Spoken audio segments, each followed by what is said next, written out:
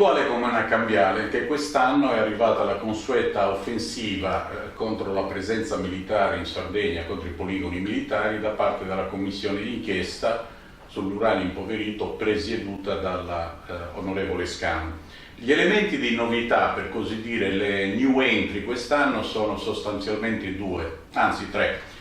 La prima è quella del gas radon, che è saltato fuori nel poligono. Il gas radon, mi sono documentato, è quel gas che è presente in tutti i nostri scantinati, nelle cantine delle nostre abitazioni, per cui i medici raccomandano di aerare i locali perché respirare troppo questo gas non va bene.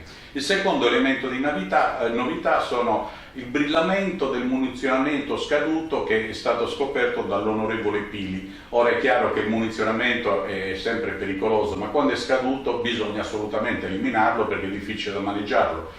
L'ideale sarebbe, ed è quello di farlo saltare nei poligoni, le alternative non sono proponibili, farlo in un asilo nido sarebbe quanto mai controindicato, per cui questo sembra il male minore. Poi c'è un terzo elemento sottile che è stato inserito, che è questo.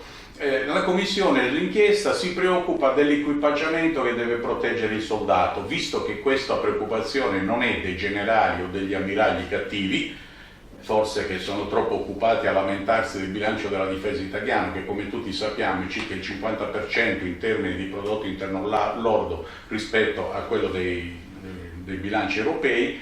E diciamo che questo è l'elemento di novità, proteggere i soldati, è una bella trovata.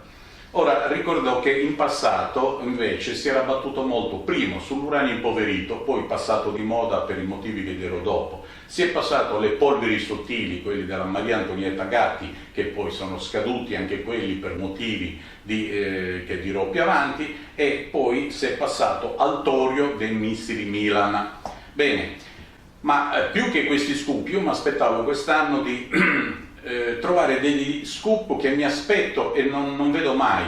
E questi li raggrupperei in tre filoni. Il primo è lo scoop che vorrei vedere delle bufale che sono state scoperte, sbugiardate.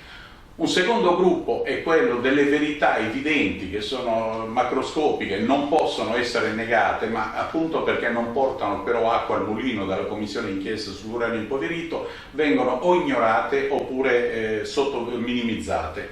E infine il terzo gruppo è quello di che cosa bisognerebbe far capire, ripetere, che cosa pensa sul tema ogni organizzazione nazionale o internazionale oppure gli scienziati, i ricercatori, gli oncologi, cosa hanno detto, come si sono espressi nei riguardi di questa problematica dell'uranio impoverito. Adesso brevemente accennerò ai primi due filoni.